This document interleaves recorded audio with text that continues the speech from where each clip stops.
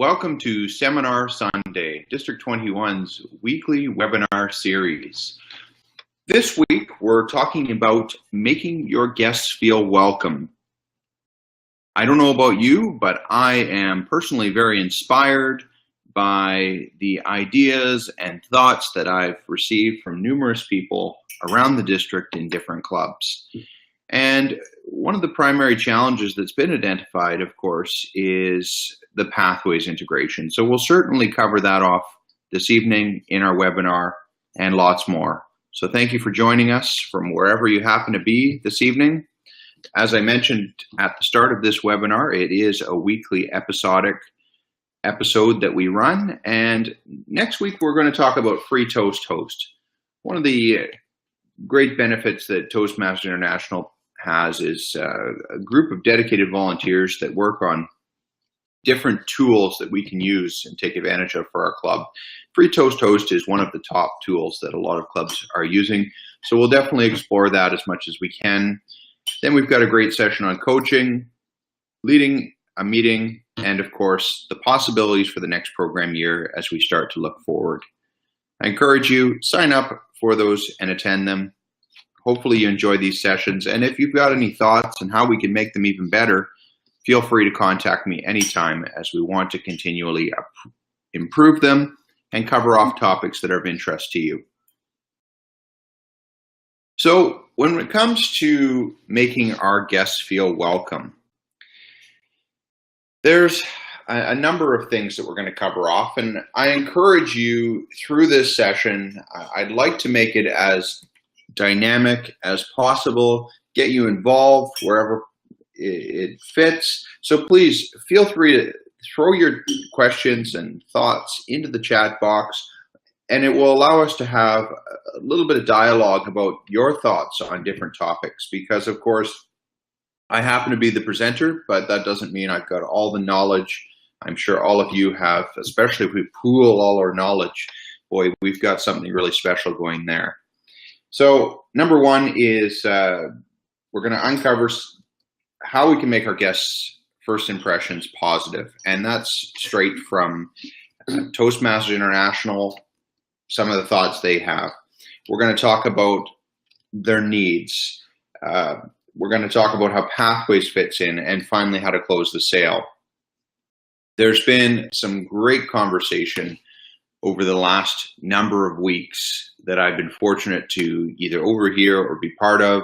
Like I said right at the start, Pathways is one of the barriers that some clubs are finding. They're declaring it as a barrier anyways. There is challenges with how we sell Toastmasters, including asking for the sale. And there's also the club quality aspect, where if you've got, for example, a real low quality meeting that you're running, guests aren't coming back, not just to your club, but potentially to any Toastmasters club. So there's a number of implications, and that's why it's really important for us to make sure guests feel very welcome when they come to the meeting. And regardless how you think the meeting went, as long as they leave feeling like that was a good experience overall, then we've really done our job in making those guests feel welcome and leading them down the path towards registering as members. Question for you, and I don't have a poll for this or anything. This is somewhat of a hypothetical or a rhetorical question rather. Have you recently conducted a Moments of Truth session? Being program quality director for the district, I'm fortunate enough to get copied in on all of the area visit reports that the area directors submit for each club in their area, which means I get about almost 300 reports in the year, because they do each report twice.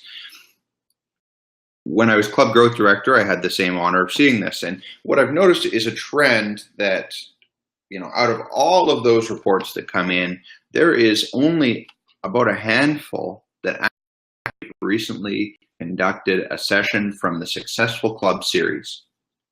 It's a great series. It's available for download off the Toastmasters International website.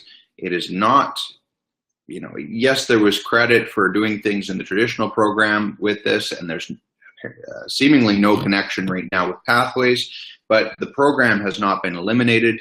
So I encourage you to continue taking advantage of it. As long as it's around, perhaps they'll have a future integration with the education program. I don't know exactly what their plan is, but regardless what it is, encourage you, particularly this one. If you're going to take just one session, do the Moments of Truth once, twice a year if you can, and use that and take it seriously, because there's a checklist that everybody goes through related to different experiences. There's the first impressions, there's the membership orientation, there's so many things that are involved. And if you do that session, then you're going to gain a lot of insights into how your club can further up its game, even if you're a top quality club. Doesn't matter. There's always room to improve. That's as us individually as members, but also our club, for sure. So that is my plug for Moments of Truth. Moving right along, though, to the first section that I talked about, which was the first impressions. Here's what they have listed for first impressions, and I've condensed it a bit and merged a couple of their ideas just to make it a little easier to read on the screen instead of a whole block of text to keep it down to 5 points. But they're relatively simple, and in most cases, I would suggest a lot of clubs are doing the majority of this, but there could be something, even one thing that you're missing that could create a barrier to your recruitment. And that's why I thought, let's put this up first. Let's start with Toastmasters International and their first impressions based on the Moments of Truth.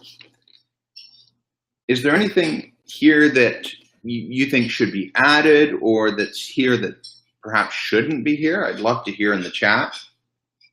Assigning somebody to sit with the guest, Sean's mentioned. That was, I think that was somewhere here. Yeah, the first point there, buddy them up with a member. That's definitely important. I think ideally you're putting them with the VP membership, but if you've got multiple guests, then it's not good to have a 5-to-1 ratio or something like that. You may want to ask different members, experienced members, of course, to have some idea what the program is all about. You wouldn't want to put them with somebody that's second week as a member or something, because they may get overwhelmed by that. Ensuring they have a seat and an agenda, Jan's mentioned, absolutely. Explain roles during the meeting and avoid using abbreviated terms, DTM, CC, CL, absolutely. And this is a huge challenge that we have in Toastmasters. We use a fair number of acronyms. I wouldn't say we're to the extreme. I've seen organizations with more acronyms, but we do have a fair amount. And telling a guest, for example, oh, you can get your DTM, that means absolutely nothing to the guest, because they have no concept of what a DTM even is. So definitely keep that in mind when you are the Toastmaster. And if you're the general evaluator and there's some guests and there's been some acronyms used, highlight that. Make sure the members in your club realize that wait a second, this is language that we shouldn't be using. We need to spell it out. And using distinguished Toastmaster doesn't necessarily tell a guest what that means per se, but they have a better concept than what a DTM is. The sandwich board idea is really good as well, Sean, because with sandwich boards, not only can you get one made, although you should seek approval from World Headquarters if you're going to put any branding on it, which includes the name Toastmasters International, or the logo, or any of those types of things. But that could be made, and then you can put some additional information on it potentially.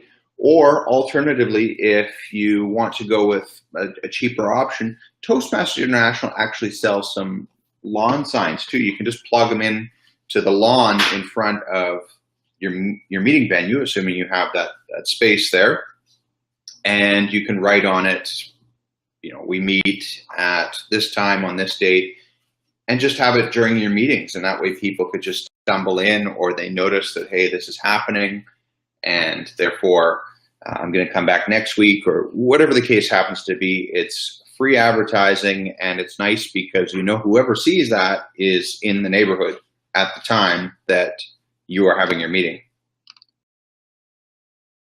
Giving the guests general information to take away about the club.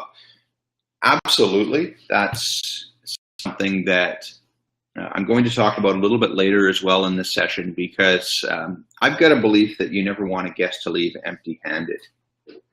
And I've seen that happen in a lot of club meetings, but I've also been to very strong club meetings where I noticed that there's something being handed out, whether it's a ribbon or some information about how to join. There's some element of that given to guests in the most successful clubs that I've attended. Now, I'm happy to hear people argue that, hey, our club is very successful, we don't hand out anything. Maybe you've got another strategy you're using, but from what I've personally witnessed anyways, I'm seeing it in the stronger clubs that they do hand out something. And I say that very loosely. It could be almost anything. Something about leaving empty-handed that I think there's just a difference mentally in your experience based on that. Absolutely. Asking a guest for contact information, what brought them to Toastmasters. And that is going to be part of really what we're talking about next. What brought them to Toastmasters? So that's coming up in just a couple of minutes, because that is, I think, one of the areas we don't necessarily do good when it comes to sales of Toastmasters membership, which is really what we're trying to do with the guest, of course. We tell them our story, and that's great to share a little bit about our story and why we're there, but sometimes, and I'm saying the royal we tend to just say, all right, well, I came here for this, this, and this can do this for you too. But what are they actually here for? Why did they walk in the door? If we can identify that, then we can better help the guest and make their experience even better, because that's what we have to do. And Jan, I know you're familiar with that as well, of course, being you're working on selling new clubs, which of course is the same thing. You have to find out why that community or why that organization needs a club, and then that's your sales strategy. It's the same with a brand new guest coming into your meeting, for sure.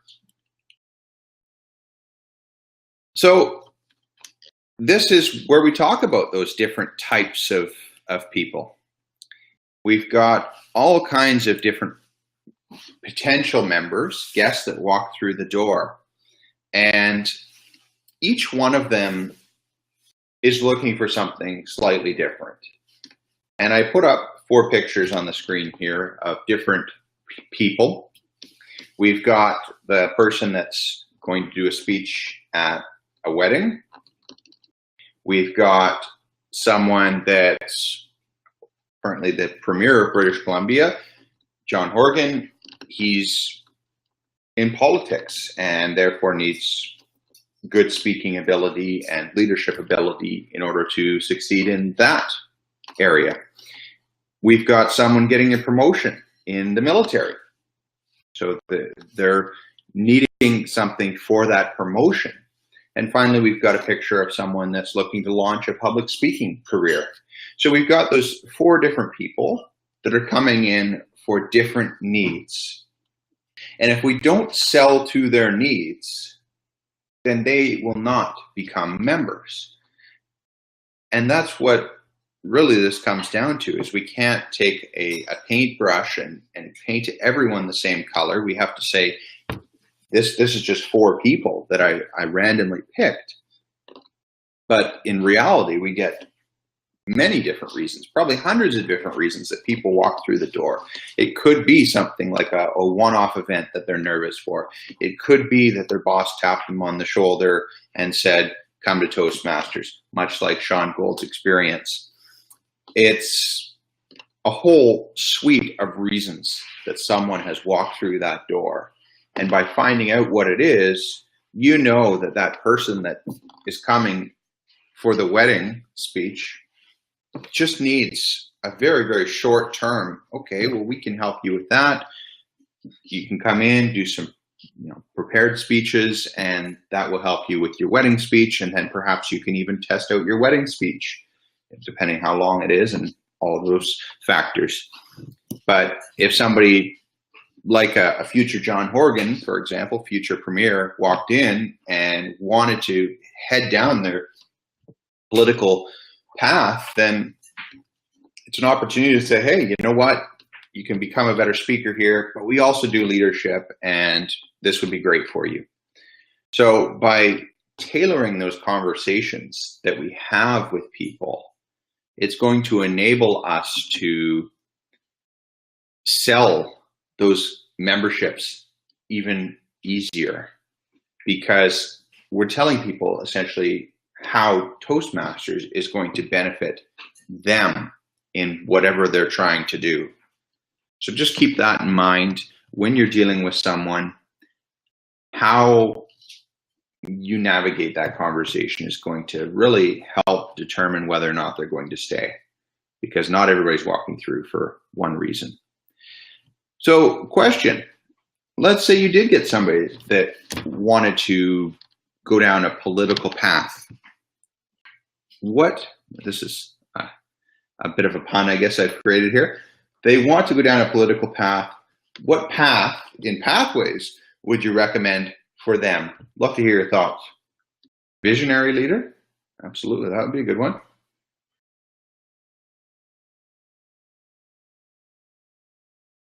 Any other thoughts? Anybody think any others? Oh, Sean really likes that one. Okay. Any path is a good start. That's a good point. Absolutely. And I'm going to get a little bit more into Pathways and how to sell that in just a moment. But I agree with you fundamentally. I also think that by offering these people something that maybe resonates with them in terms of a path, could get them excited even faster as well. So if, let's say, John Horgan 20 years ago, or before he started his political career, walked into a Toastmasters meeting and somebody said, hey, there's a path called visionary leadership. Are you interested? He may be, wow, that's cool. I want in, sign me up. So just little things like that sometimes can stand out.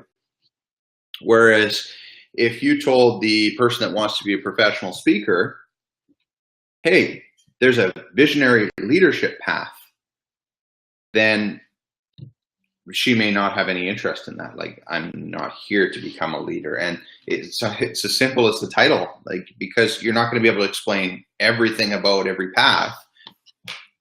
You tell her visionary leadership, she's going to be walking out the door thinking, well, I'm not here to be a leader. I want to be a professional speaker. So something like presentation mastery would probably resonate better with her for that very reason. Oh man, way to go, Sean. Pointing out that it's visionary communications or dynamic leadership. Yeah, I mean, that's going to be a little bit of a, but I think you could still use it. Visionary communications, it's got leadership. You could still integrate that somehow. It's not necessarily the title. Persuasive influence could be exciting as well for somebody that's looking to get into politics, for sure.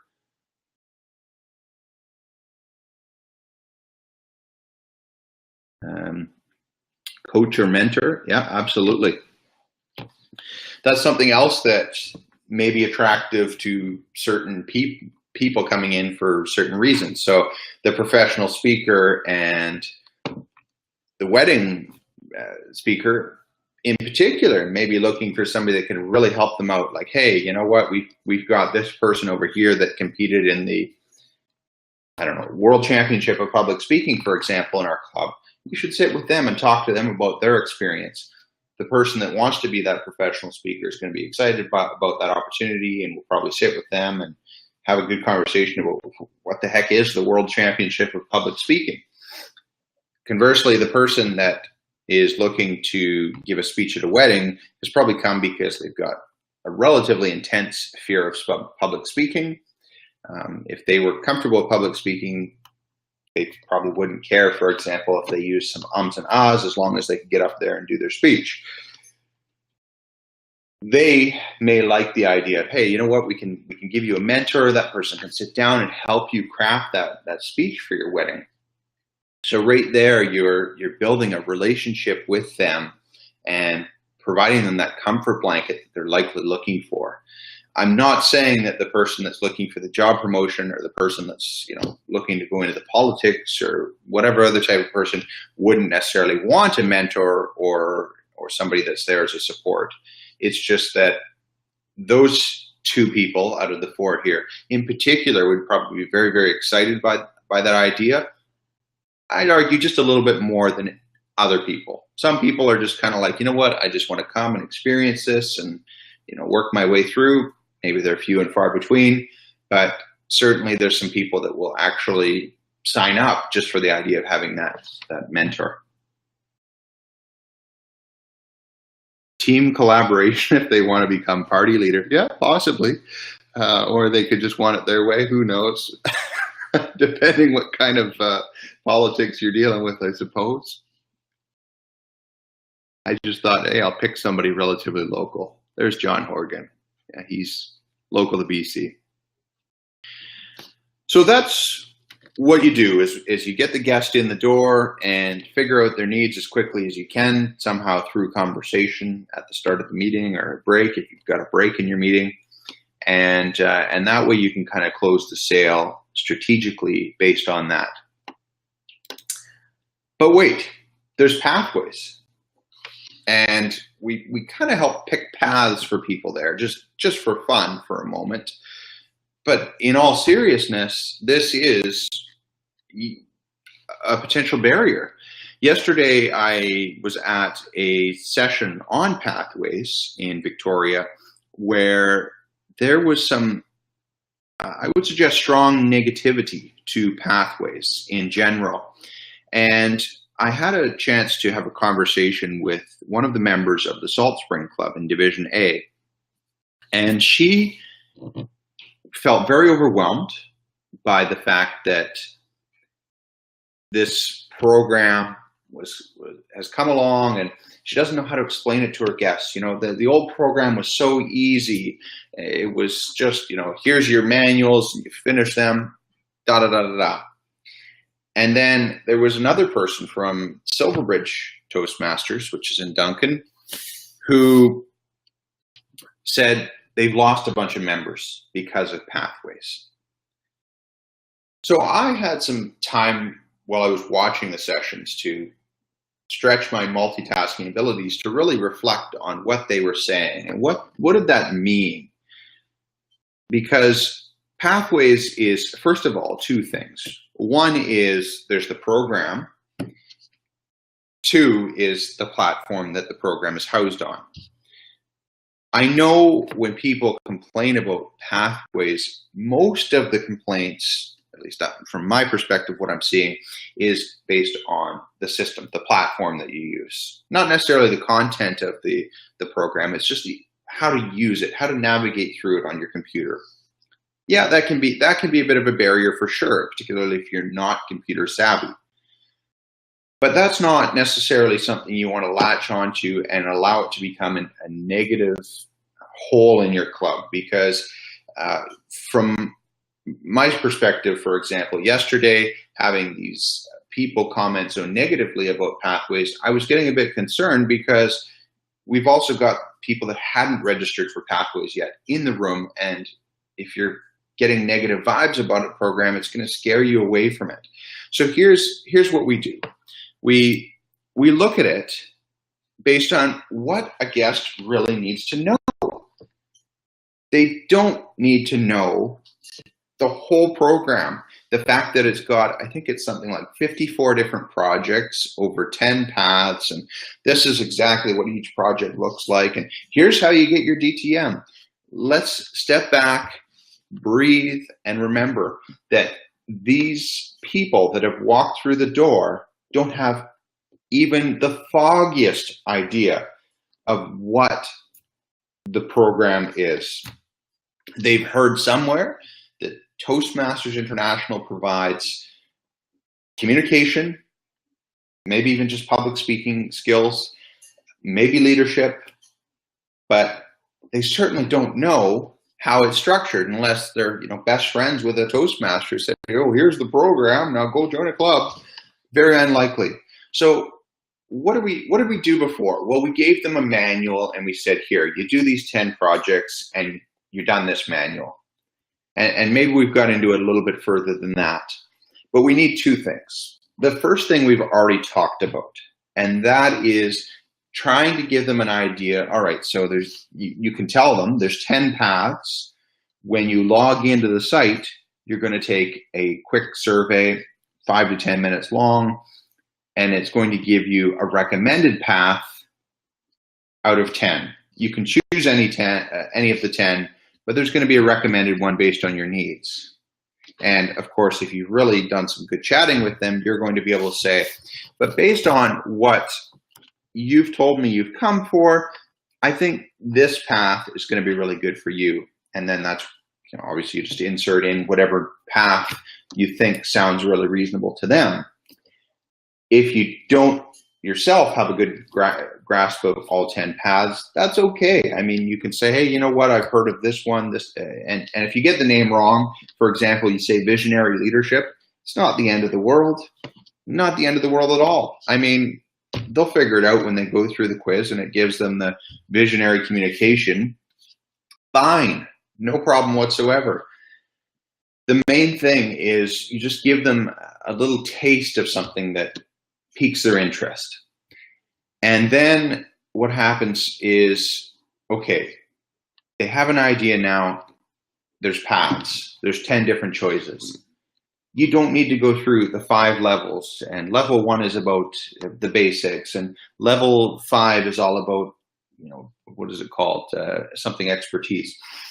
Just focus on, there is 4 different speeches or 3 projects, however you want to phrase it, in level 1, and leave it at that.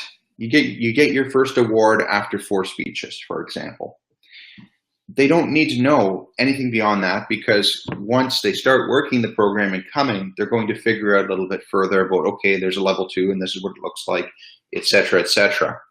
So I think that's our biggest challenge right now with clubs in general, is that we're trying to perhaps worry too much about how we're selling pathways. And if we keep it at the basics, then we're making it easier for ourselves, because we're not having to be experts per se in pathways. Hopefully we're able to translate that to even members that are pretty uncomfortable with pathways. Maybe they can get on with that. Okay, yeah, I can explain four speeches and 10 different paths they get to choose based on their survey. That's it. That will allow more positivity with the guests, and their experience is going to be a lot better then, and they'll have a better idea what they're signing up for. Does anybody have any thoughts about that, or comments or questions? I've got the VP Ed is really critical. It's always been, but it's a lot more important with pathways. Absolutely. Absolutely. It's particularly right now, I think, it's become even a little bit more challenging, because as VP Education, particularly if you've got a medium to large size club, you're having to keep in mind, all right, this group of people are still, they want to continue on the traditional program, either because they're simply not ready to switch, which is unfortunate, or they're trying to get through all the way to Distinguished Toastmaster in the traditional program. They're this far along, they're going to complete it, or whatever the case happens to be. Then you've got the other portion of membership that are just starting to get into pathways, but there's a lot of discomfort about pathways out there. And that means you almost have to be the expert, the resident expert, to support people along when you yourself may not necessarily be the expert. And there was a really good statement made yesterday from Mary Wallace, who was one of the learning masters. She said that, and she didn't provide any more context to this, it was just I don't know if she realizes she said it. She said, we're all new members right now, which is exactly what it is. If you're the VP Ed, you're potentially just as new as the guest that just joined two meetings ago, even if you've been in Toastmasters for 20 years, because you know what the meeting format is, but you don't necessarily understand the new education program. So definitely a particularly challenging and critical role right now to be there as a resource. And that will become a little bit easier, particularly after the traditional program phases out in 2020. But for the moment, us as members of various clubs that are on the line here, we can do our bit to support our VP Eds and our members as well, and take information and ideas back. And hopefully what we've just talked about with pathways and how to let guests know about that is something that you can use to your advantage. I don't think that clubs have an easy to read, simple handout in their guest packages yet. What's a good handout for this? Is there an electronic copy that clubs can obtain? So Jan, I wonder if, are you referring to pathways specifically? Because what one of my clubs has right now is a handout. They do the, what is it called? Paths and core competencies. It's a little book that goes into details about each one of the paths, but the front page of it, the first sheet, is a relatively good summary of, here's the skills, the 5 skills that you can learn. And of course, there's public speaking, there's confidence, there's management, there's strategic leadership and interpersonal communication. Those are the 5. Not in that order though, but that's the 5. And then on the other side of the sheet, there's a breakdown of each of the paths. And it just gives, I think, a quick, here's what it's about and which of those competencies it focuses on. So by handing that out, I don't know, it's a fair bit of information, but it's also nice because you can reference them to it. You can say, hey, you see that? That's the path that I'm talking about. And it's just a nice way for them to have an idea of what they're potentially signing up for. The other thing that is really important is, we mentioned this very briefly earlier, is making sure that they have information about, I like having it right in the handout if possible, but about the dues and, of course, a membership application. Why the dues? Well, I've been part of clubs where most of the members and some of the executive, unfortunately, don't know the cost to join. And that is not a good guest impression if they say, hey, you know what, I'm ready to commit, I want to join, what's the cost?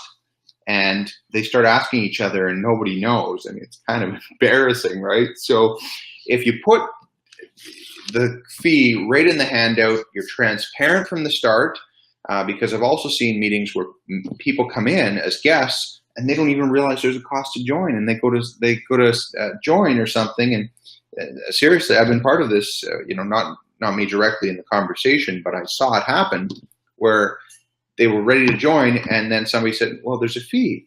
They were blindsided. They had no idea there was a fee to join, and they didn't end up joining because it was kind of a negative taste in their mouth. Even though the cost is very low, we still have to be transparent that there's a fee to join. Come as a guest, though, and see what we're all about. But once you're ready to settle down and commit to us, there's X dollar charge, $45 US plus the club fee, plus $20 one-time membership fee. So that is really critical, I think, anyways, to include that if you can. And the other thing I like to recommend is, and I talked about this with the membership kit, But I also think it's important in the guest kit to have a letter from the president if possible, or VP membership, whoever you want it to be on your executive committee. Just a simple welcome to Toastmasters. This is, high level, what it's about. And if you have any questions, here's my contact details for whoever it happens to be. Simple as that. That way they've got a contact name. They can read the front sheet when they first sit down. I find usually guests are the first ones there, just as sometimes as you're setting up. So it's nice to be able to say, here's some information for you. Let us know if you have questions. That way, at the very minimum, they can scan that front sheet, the letter from whoever it happens to be, gives them an idea what they've just walked into. So if they get that, they get a high level, here's pathways, plus they know the cost to join and have the application to join. Potentially, if you really sell it well, you can have those membership applications back at the end of the meeting completed.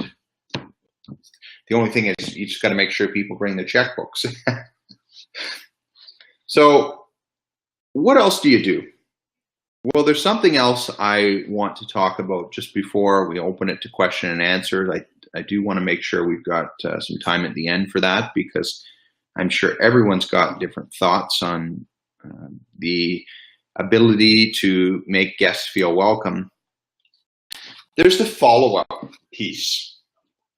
And we, as a society, I would suggest, have become a little more, I want to say, lazy with how we follow up with people. There's a guest book in my club that I barely see leave the bin. I mean, it gets filled out and then they put it right back in the bin. And I say, wait a minute here. I mean, by putting it in the bin, how are you using this? And like, we're not just collecting names and information for fun. We're trying to use it to close the sale.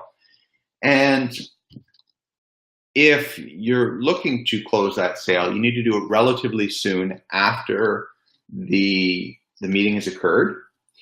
And if you can set up an organized program, and this can be executive, or it could be, executive plus somebody that's helping them, because, it can be a lot of work if you get a lot of guests, particularly. Guest book, first thing, make sure it's got space for their name, their email address, and here's the kicker, phone number. And that's not just for texting, that's for phoning. Because I've seen most clubs, they just take a name and email address. Well, that's great, but email addresses are so hard to, they're so hard to connect with people, because a lot of people ignore it, or if they have no interest in going back, they're not going to respond. But you may not be able to find out, well, why aren't you interested? Was it something that we did that we could have done better? Did you have a negative experience? Is it just not for you? There's so much more that we can have out of a conversation with them. Now, I'm not suggesting, as this is a possibility, but I'm not suggesting that you call them, the next day after the meeting or even that week. But what I would recommend is you take that information, copy it down into another book if you want to, so that way you can keep the guest book on site, or however you want to manage it. Send them an email within 48 hours of the meeting and just say, hey, love your feedback. Thanks for coming to the meeting. Here's some additional information if you've got anything else to tell them. Really keep it relatively short and succinct, though. We'd love to see you at the next meeting. And thanks, Sean, by the way, for admitting that you're lazy about it too. I'm guilty as well. I mean, I think we all are in general. I'm sure there's some people on the line that potentially you're right on top of it, but it is a challenge in our busy lives, for sure, to keep up with this. And I think a lot of people just don't realize the value of making sure you do that follow-up, or for whatever reason the dots aren't connected. So you send that email and you leave it. Next meeting, if that guest isn't there, unless you got a feeling from them at the meeting they weren't really on board at all, or whatever the case may be, or they respond to your email and say, you know what, I'm not interested, or you know what, I like the meeting, I can't make it this meeting, but I'm coming to the next one, or whatever the case may be. If you don't hear from them, you thought, well, wait a second, they were really interested last meeting. Then after the meeting, show them how much you miss them and how much you cared, and actually call them.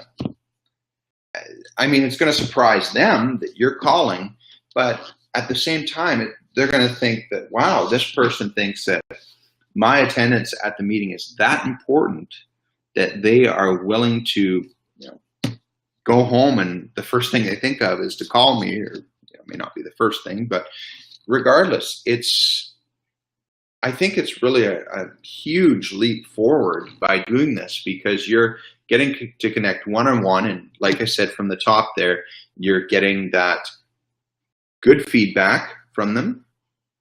They may tell you why they didn't come. If they may say, oh, well, I couldn't make it this week, I'm coming next week. It could be as easy as that, but it also could be, you know what, this member of your club, they cornered me and they told me this and that about the program, and I felt so intimidated and uncomfortable. And then all of a sudden, okay, wow, so we've got a potential issue with one of our members that's scaring guests away. And believe me, I've heard very recently of this happening in a club, and that's why I use that example. So in those cases, you can kind of take that back to the club and say, hey guys, maybe we should go a little bit softer in our approach, or talk to that particular member that put that guest in the uncomfortable position. There's a whole range of reasons that you may get for guests not coming to the next meeting. And you can turn that around through that phone call and essentially finish the sale on the phone call, is the way I like to think of it. Because if the phone call goes really well, they thought the first meeting was pretty good, then they may say, okay, you know what, thanks for your call. Really looking forward to joining you guys. I'll bring my application and money next meeting. Boom. There's another new member, and all you had to do was pick up the phone and potentially have a 10-minute conversation. So I know I'm making it sound far easier than it is, but if somebody can take that on and somehow coordinate that, then you've really got something special happening there, I believe.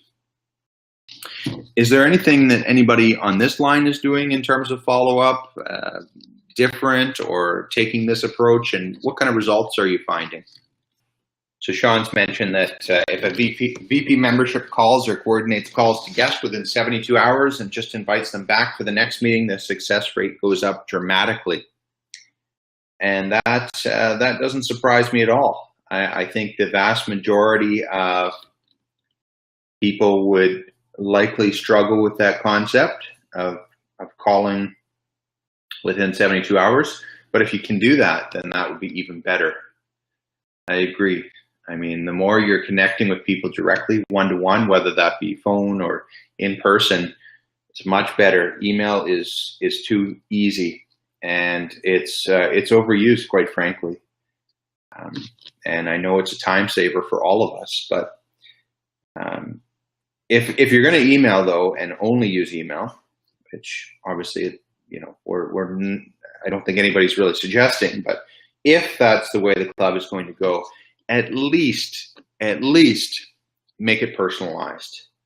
Don't send it to 5 guests and one, hey y'all, thanks for coming, or PCC them and just a kind of a templated hello, thanks for coming to our meeting.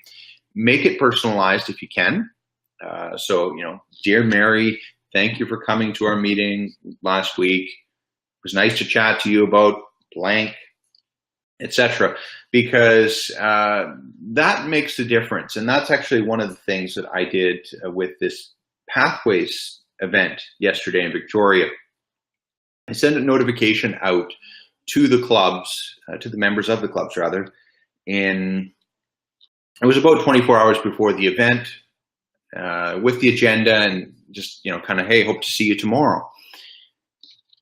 one of the clubs, that was Salt Spring Club, that I referenced a bit earlier, I made a custom email just to that club because I realized for them to attend this session, they had to get on a ferry, travel across the water, paying quite a lot of money, of course, to BC Ferries to get to Victoria, and then attend the session, get back on the ferry to go home. So I thought, well, the likelihood of them coming is negligible, but I'm going to send the invite anyways. So right away, I got a response from one of the members, and specifically, she said, "Thank you so much for sending an email to our club members. I've made some arrangements to some changes to my weekend plans. I will be there." So sure enough, she showed up, and we had that great conversation. And at the end of this session, she said, "Look, I can't stay after the session. I'd love to chat with you more, but I'm going to get back on the ferry to go home at 1 o'clock or whatever time the ferry happened to be." So that was just so inspiring to me to see that this one person, it was only one person, but still she spent the money to get on the ferry to come across. Probably left her home at 6 a.m. or some very early time in order to get the ferry to Victoria. And, to me, that was just, wow. All it took was a customized email, whereas if it was just an email blast, she wouldn't have come based on what she said. So same thing goes with your guests. If, it could make the difference between somebody coming back and not if they get a generic versus tailor-made email at the minimum. Like I said, call is better, but of course I wasn't going to call the hundreds of people in Division A and B, but which is unfortunate that that's really what it would cause. That's what it would be in this particular instance, but likely your club hasn't got that many guests. And if you do, you definitely don't have a problem with membership. And Jan's hit a nail on the head as well. People need to know that you care about them and that they're welcome to apply for membership. Absolutely. And I like the way you said apply for membership as well, because that's exactly what it is. Membership to a Toastmasters club is by invitation. And each club should, and I emphasize the should, be voting in their members. I know the majority of clubs probably don't, though, based on the clubs I've talked to anyways. Good practice to have. And just on that, I do want to quash one thing that I know spreads around that's not true. If you don't vote members in, you can still vote them out, just as an FYI. You don't have to vote them in to vote them out. That's a false little story that goes around.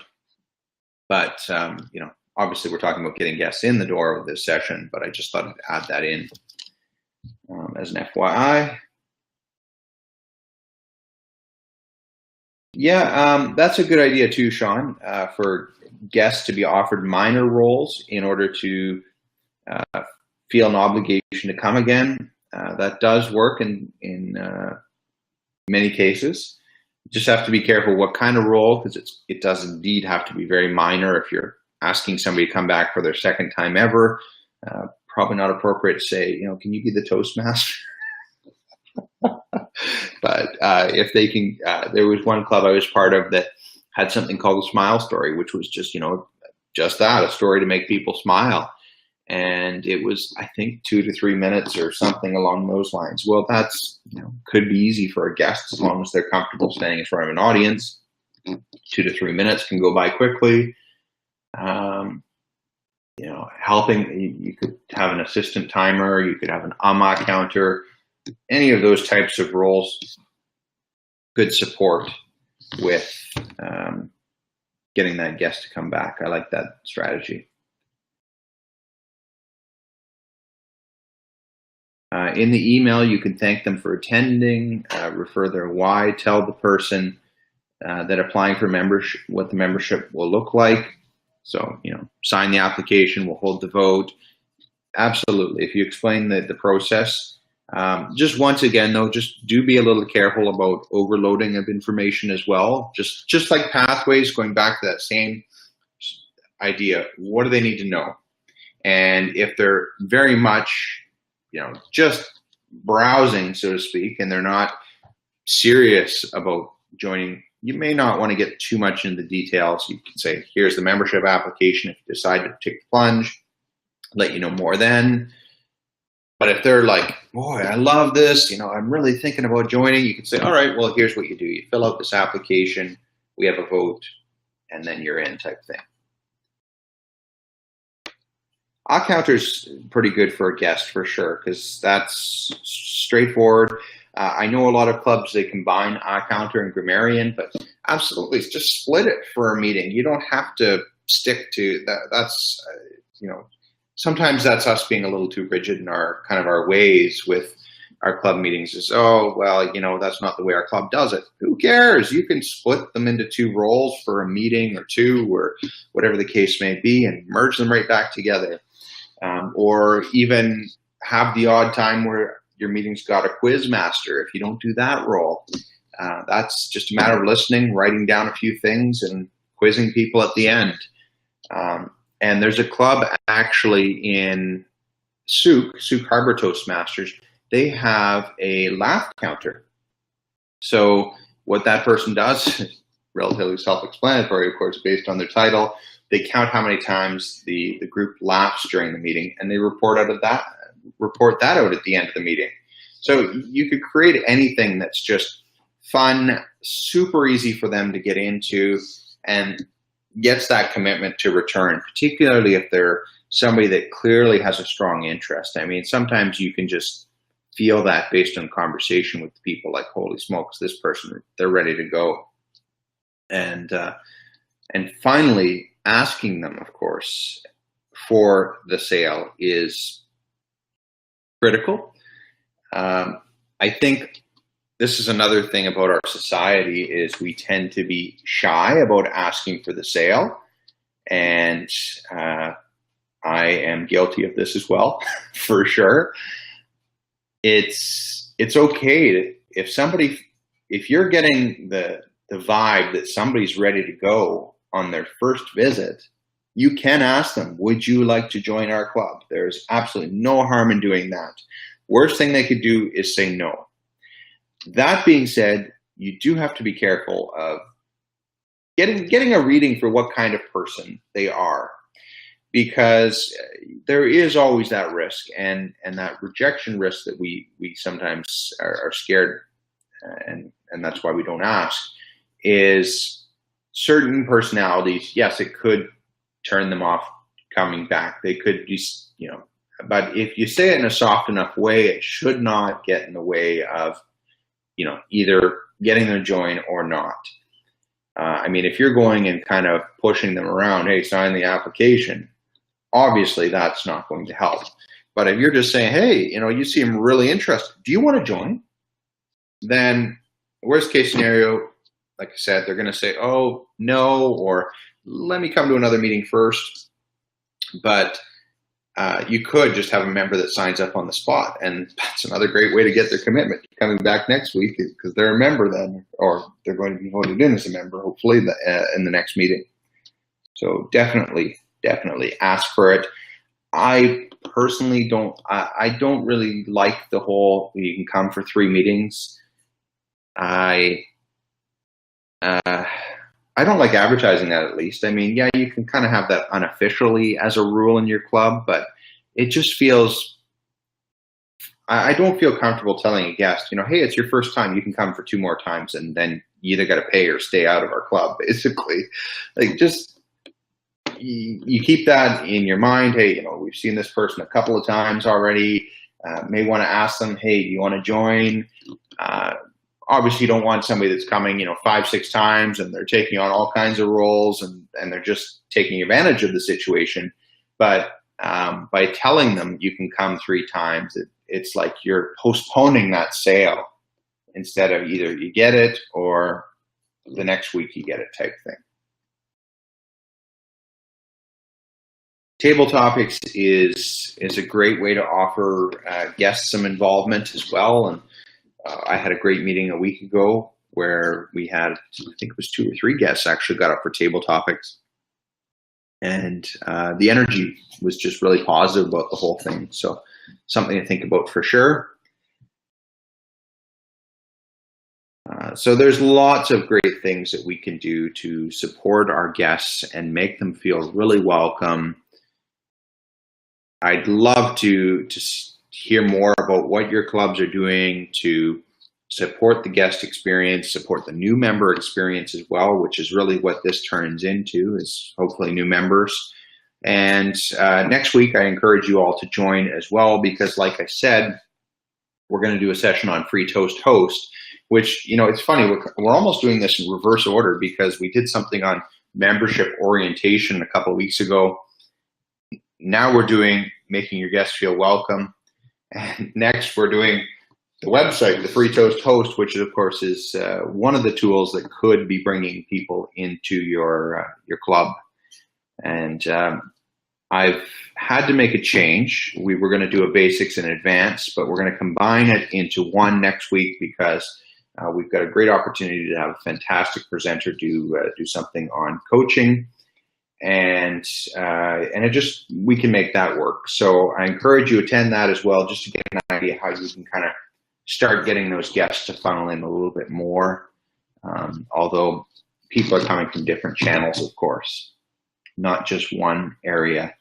The website is one aspect.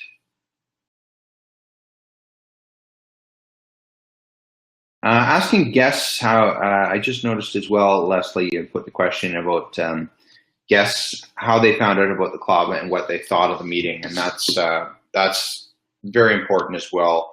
Finding out how they found out, because it could be a friend referred them. It could be a certain website that you have up that you haven't been taking care of, but they just happen to find it anyways, and we're lucky enough to get them in. You know, then if you're starting to get people from one source, you want to keep that up to date and keep using it. Our club has found Meetup to be really effective in bringing people in the door. The guest to member conversion is not terribly high in our example. I'm not saying it wouldn't be high in yours, but at least we're getting guests in the door, which is keep forcing us to keep an A game every time, because we've got guests and there is people still joining as a result of that. So that's a tool, for example, we could do without, but then we'd have less guests coming in. That brings the energy down, and there's a whole range of things. So just things to think about. And I hope tonight you've enjoyed the session and taken at least something out of it that you can use in your club. And like I said, feel free to share your ideas with me. I'm always happy to hear them. And finally, my contact details, if you want to reach out to me, email address, look at that, I haven't even given you a phone number. Email address, mbound.d21@gmail.com. That's mbown.d21@gmail.com. If you send me an email, though, I will give you my phone number, no problem. We can have a conversation by phone, conversation by email, conversation in person, and I look forward to seeing you in a future edition of the Seminar Sunday. Thanks for attending, everybody.